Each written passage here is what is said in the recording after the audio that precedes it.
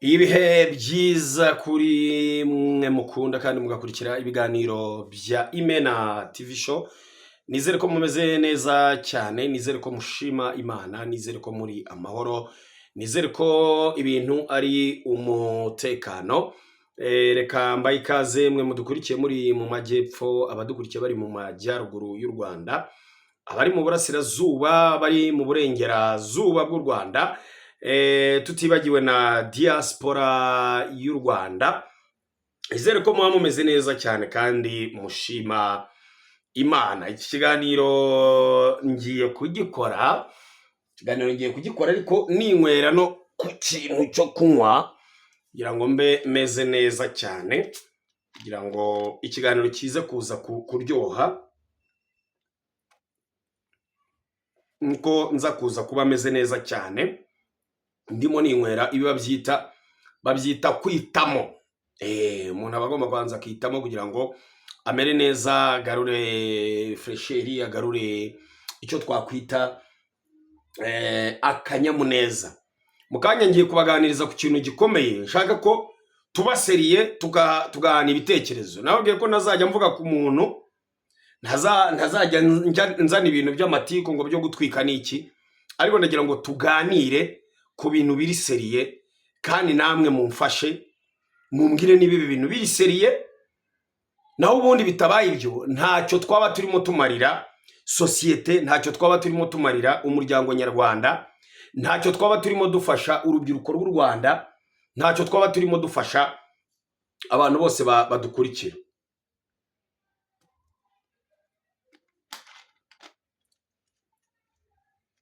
Ngasukwe mu kirahure kugira ngo bijye binyorohera, mbona uko nkanywa binyoroheye. Ndi mboneza makuza yarutse abangira cyogera ku rugamba umushakamba utagira ubwo mu nda, akaba rwisendekereza mu marwa muri tuma amajyambere ajya ku rugamba rwo kumera nyiko, kabindi aterwa bayizi mu ikotero ry'abayizi rutari mbari umugambi nkawutahana. Nitwa MC Imena Gitero Moses. Tuba dutangiranye n'abafatanyabikorwa bacu beza, tugenda twamamariza umunsi ku munsi, bahisemo gukorana natwe. Reka nkwibutse ko uramutse ukeneye kujya muri sauna na massage, ibi bintu nimbikubwira wumve ngo na ahantu ujya wumva abantu bavuga ngo ngiye muri sauna, ngo sauna na ahantu winjira cyatebe kare kangushishe. Urumva sauna na ahantu winjira, noneho ukayinjira wari ufite ikintu kimeze nka stress, wari ufite ikintu kimeze nka konyaje, wari ufite umunaniro, wumvaga utameze neza, noneho ukinjiramo kubera bwa bushyuhe buba burimo. Urumva n'ahantu baba bacanye, abari bacanishije ibiti, ako bakagenda bashyiramo n'imiti. Amasauna rero aratandukanye, hari aho uzajya ugasanga bafite bya bindi by'amashanyarazi, bya bindi winjiramo bikakubabura. Hari amasauna ujyamo akakubabura, ukavamo uruhu rwahiye, nyine nta fresher ufite. Noneho hari n'ahandi ujya ukumva harimo imiti, harimo imiti, harimo uburyo bwo kukuvura, nyine uburyo bushobora kugufasha kugira ngo usoke umeze neza, ufite fresher. Aho rero haba hari n'abakobwa beza n'abasore beza bashobora kugufasha mu bintu bijyanye na massage. Wa muntu ufite ikibazo cy'umugongo, wa muntu ufite stress, wa muntu wumva afite za konyaje, umaze iminsi ukora akazi kagutesheje umutwe, urashaka kuruhuka, ndashaka kukurabura rero nkakurangira sauna nziza cyane. Iyo sauna rero iri Kimisagara, hafi yo kuntaraga, yitwa New York Sauna and Massage. Ni ahantu heza cyane munsi y'umuhanda, harimo parking, imodoka zinjiramo. Ukigeramo bya bindi byo kuvuga ngo ngurigurira amazi, oya, bo bafite amazi baha abakiriya. Bya bindi byo kuvuga ngo usohotse muri sauna ngo inzara irakwishe, oya, nta bijyanye n'inzara, kuko barakugaburira. Umuntu wese urimo, umuvandimwe kabisa, arakugaburira. Ngewe umutipe kabisa nayobewe uburyo yunguka naho yungukira. Iyi sauna rero ya New York Sauna and Massage iri Kimisagara ku Ntaraga, hanyarukire, urasohoka wumva ufite fresheri, umeze neza cyane. Niba ugira ngo ndakubeshya, mu kanya saa 11 n'igice tuhahurire nanjye ndaba ngiye kureba gukora icyo bita kwigorora. Genda ukigorora ukumva umeze neza, ukumva amavunane. Urabona ko nanjye maze kuganguza. Bafite n'icyo bita gym. Uragenda ugakora ka gym kumva ubuzima bumeze neza cyane. Bandi birirwaga banserereza ngo imena gitero ngo afite ngo ikidango cye. Oya, bumeze neza cyane. Ndashaka kuzatwarayo na Kasuku Media TV. Ndakwemera muze. Ibiganiro ukora kabisa ukuntu ubwiza ukuri bigarasha. Byo biha amabere y'abanyina kabisa. Ndakwemera Kasuku, uzaze kabisa nkujyane kuri New York. Gende wote umere neza fresh cyane. Ndagusuje aho wibereye muri Mongolia, ukomeze utere imbere kabisa. Hanyuma reka nkwibutse ko ishuri ryiza ushobora kurereramo abana bawe, abana bakiga, abana bagatekana, abana bakagira icyo umuntu yakwita fresheri, ni ishuri ryitwa BizBiz Foundation School.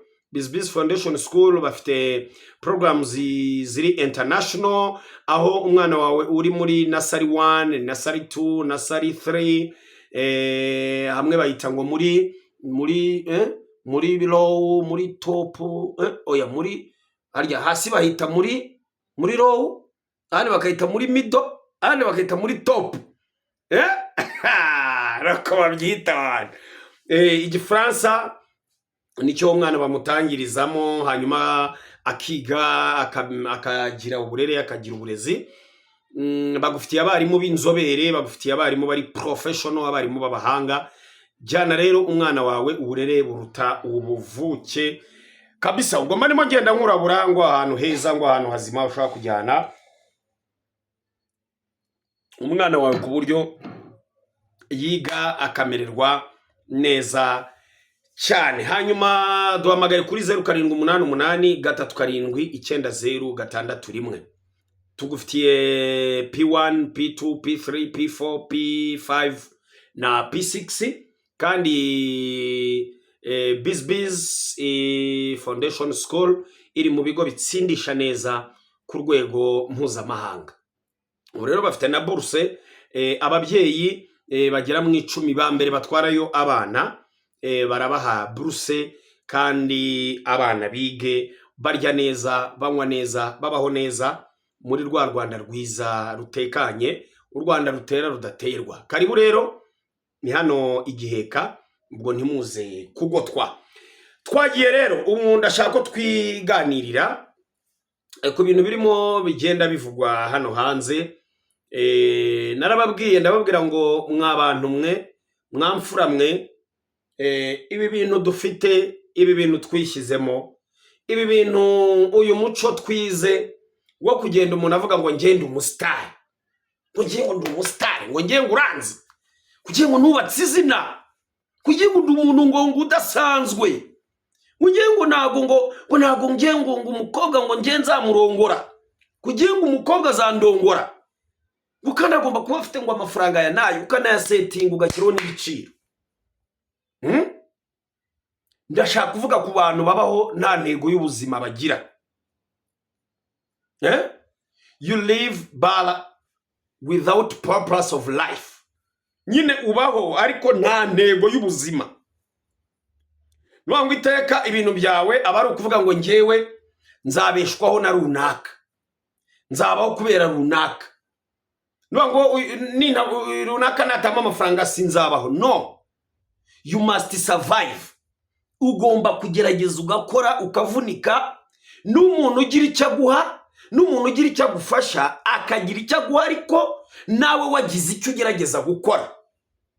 Niyo mpamvu usanga urubyiruko rwacu hano hanze rufite ibibazo. Ejo bundi mwumvise umudamu yagize atya ava Nyaruguru, ava Nyagatare, afata inzira abeshya umugabo we ngo agiye mu bukwe i Kigali. Ngo agerayo kumbi yigiriye gusambanywa. n'umugabo agiye kureba ihabara rye ngo rimuhe udufaranga, byose byaramenyekanye bijya hanze kubera wanze kwiyakira ngo umugabo wanjye ni umunyonzi, ngo umugabo wanjye ngo akora akazi gaciriritse. No, niba ubona umuntu mubana, niba ubona umugabo wawe aciriritse, wowe urimo uratanga uwuhe musanzu kugira ngo urugo rwanyu rutere imbere? Hari ibintu twirengagiza. Hari mujya mumbabarira, narababwiye ngo nta muntu nzajya mvuga mu pointingeho, ariko nibe naba ngombwa nzajya mbavuga kubera ko hari igihe umuntu ababona biteye agahinda. Urabyuka mu gitondo, wa mukobwa we ukoza akarenge, ukisiga ibintu, ukagenda ngo uri kwimakiya, ukambara akantu kagera mu nnyo, ngo ugiye gushaka umuntu uguha amafaranga. Ayo mafaranga hari aho wayateye, hari aho wayabibye, hari aho wahinze, hari aho wabumbye amatafari, mwakwize gukora uturimo tw'amaboko. Mwakwize gukora uturimo tw'amaboko. Abandi nabo ngo ni beza, ngo barahostinga. Ibintu rero byo hostinga nabyo bigiye kurikora.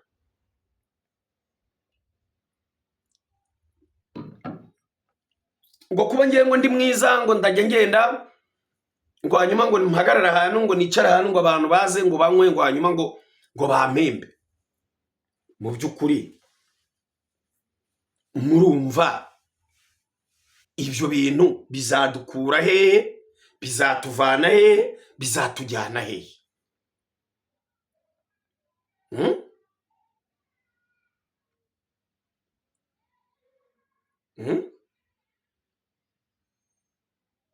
Kubera iki ibi ngibi mba ndimo kubivuga?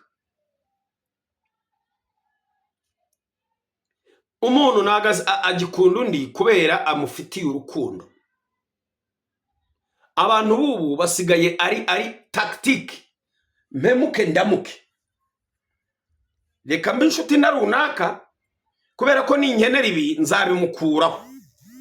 Reka mbe inshuti na runaka kuko ninkenera ibi nzabibona ku buryo bugize gute? Bworoshye. Ugasanga ikintu kijyanye no gukora, ikintu kijyanye no gushakisha ibintu ushobora gukora bikagutunga, nta muntu ukibitekereza.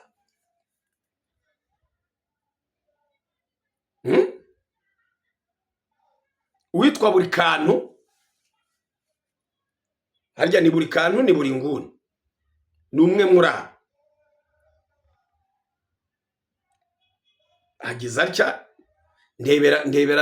ndebera ku gihe umpereze, basomere namwe mwumve. Umbwire ngo ubu none ahangaha ashobora pe kuba nta n'icyo ari kuzira. Nahoze mbyumva ba Mutesi Scovia bariho babyibaza bavuga batari ko batuye umwana w'umuhungu azize iki? Azize urw'abagabo. Wowe ufashe abakobwa, nemeranyijwe ko mugiye gufashanya ukabazamura kuri ibi bintu, kandi ibi bintu byo kuba abasitari mw'abakobwa mwari utuntu mwakoreye ko. Mwari utuntu mwakoreye, mwari ibintu mwakoreye. Wowe urashaka kuba umusitari ariko ntushaka gutanga ibituma uba umusitari. Amahame bagufungirane rero. Ntabwo ndi buvugire mivumbi kumuvumba, ntabwo ndi buce ibintu ku ruhande, ntabwo ndi bwiraza Nyanza. Ibi bintu byo kwigira abasitari, mugaprofitaho abakobwa amaturu, mubabeshya ngo murabahindura abasitari, mubahindura ibitangaza, ibi bintu biraza kubakoraho mw'abantu. Niba umuntu wamukunze, wamusabye kuneza, nje nibyo njya abantu. Jimena Gitero ntabwo nzakubwira ngo ndi umusitari, ngo ndaguhindura umusitari, oya. Ni muganira ibirangira, niba ari iyo turu mukeneyeho bayiguhe, murangizanya ariko mwica mu bintu byo kukatakata no mendevure n'ibiki byose.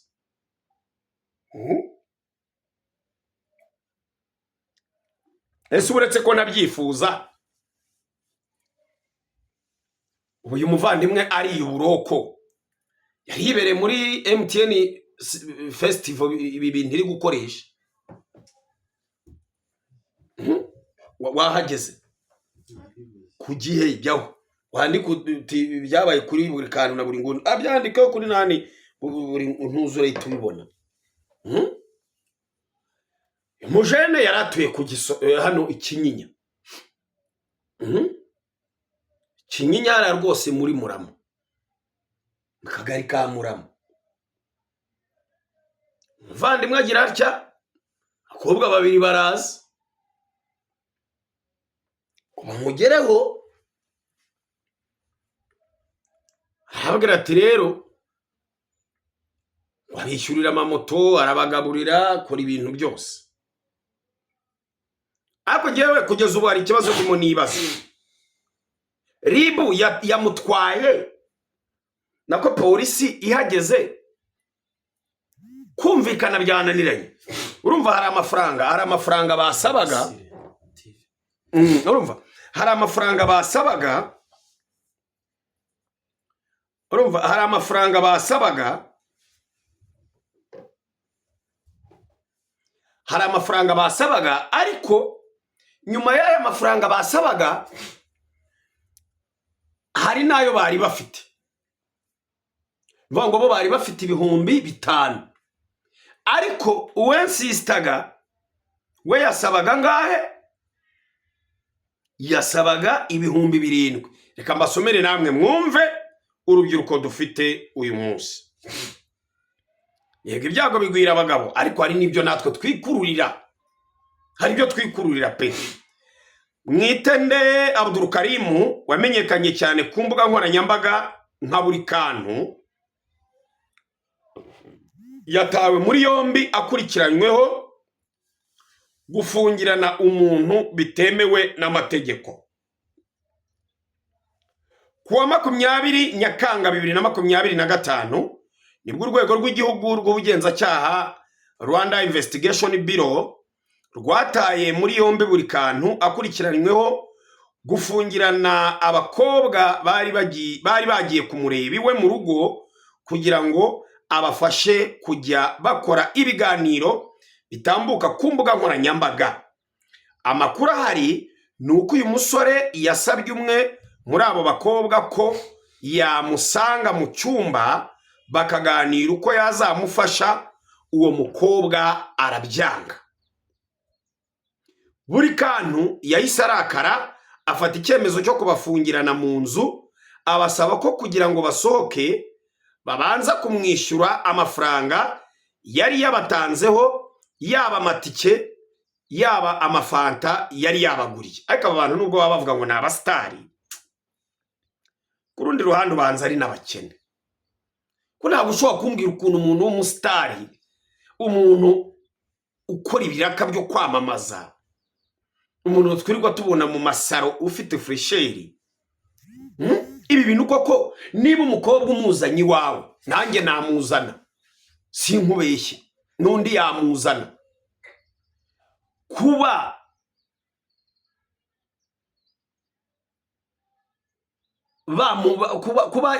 umukobwa yakwima cyangwa yakwanga kuza mu cyumba.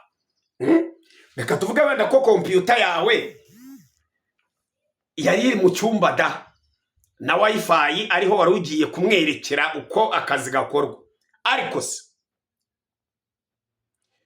ubu ni ubu koko ntiwari no kubareka bakagenda nayo mafaranga ukayahomba, ngo bitewe nuko batari bafite ayo yabasabaga bamuhaye ayo bafite undi arayanga ndetse aranigendera. Abandi babonye ko bafungiranywe biyambaza polisi irabafungurira ndetse buri kantu ahita atabwa muri yombi. Umuvugizi w'urwego rw'igihugu rw'ubugenzacyaha Rwanda Investigation Bureau Dr Murangira Bitsiyeri yahamije ko iki cyaha cyabereye mu karere ka Gasabo, umurenge wa Kinyinya, akagari ka Murama, mu mudugudu wa Binunga, aho buri kantu atuye. Ndabizi ko nawe nabibabwiye.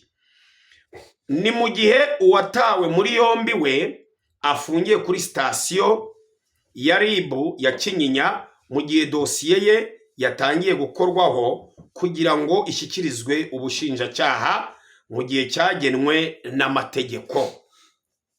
Iki cyaha cya buri kantu akurikiranyweho gihanwa n'ingingo y'151 y'itegeko nimero 68/2018 ryo kuwa 30 Kanama 2018 riteganya ibyaha n'ibihano muri rusange.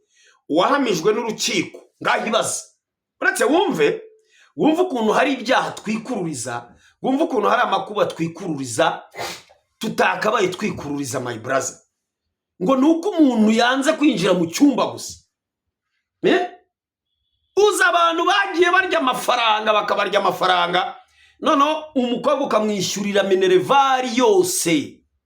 Ako shabo mana yanjye, umukobwa ukamwishyurira minervari yose, yarangiza akaguha invitation, ukubaka urugo ugashyiramo buri kimwe, ugashora amafaranga ku mugore, ugashora amafaranga ku mwana, warangiza umugore ukamufatira muri roge arimo asambana n'undi mugabo. None wowe transport ya 5 na fanta za 3 cyangwa 2 koko wamfurawe? Satani ni umugome.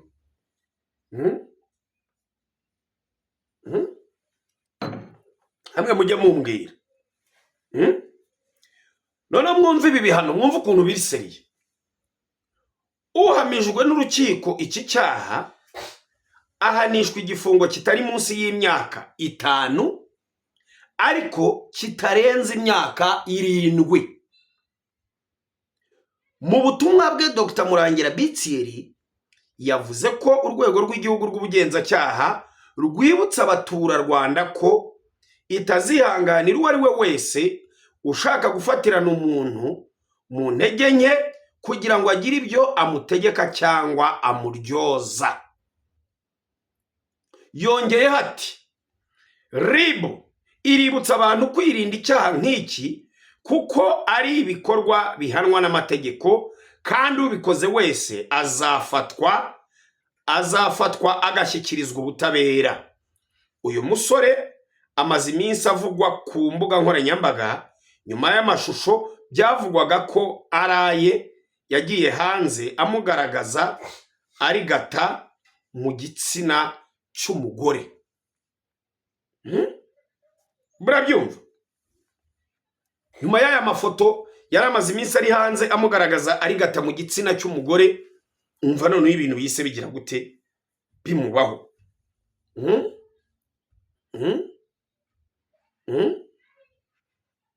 Icyo kintu urimo uracyumva? Ibi bintu mwamfura mwe murambwira, murambwira koko, murambwira ko ibi bintu bishatse kuvuga iki, bishatse gusobanura iki? Kandi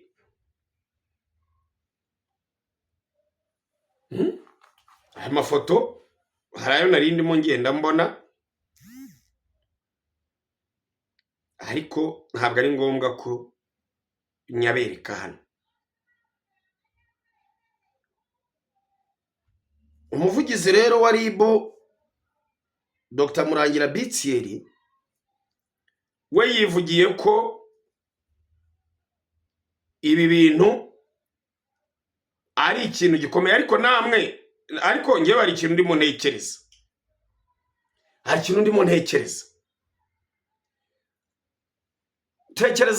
Tekereza gufata umwana, ugafata umukobwa, abakobwa urumva bari 2, ukagera ku rwego ubinjiza mu cyumba, ugafunga, urumva negotiation yanze bigera naho yigendera. Abana rero babonye nta kindi kintu bari bukore, urumva umuntu wafashe icyemezo cyo kugufungirana, abantu barimo bajya ku mbuga nkoranyambaga bakavuga ngo ubusengo yazize iki, ngo byagenze bite. Aba nabo barimo baragira gute, barimo barirengagiza ibintu nkana. Kuko nawe ubwawe umuntu aramutse agufungiranye akigendera, what's going on? We watekereza iki?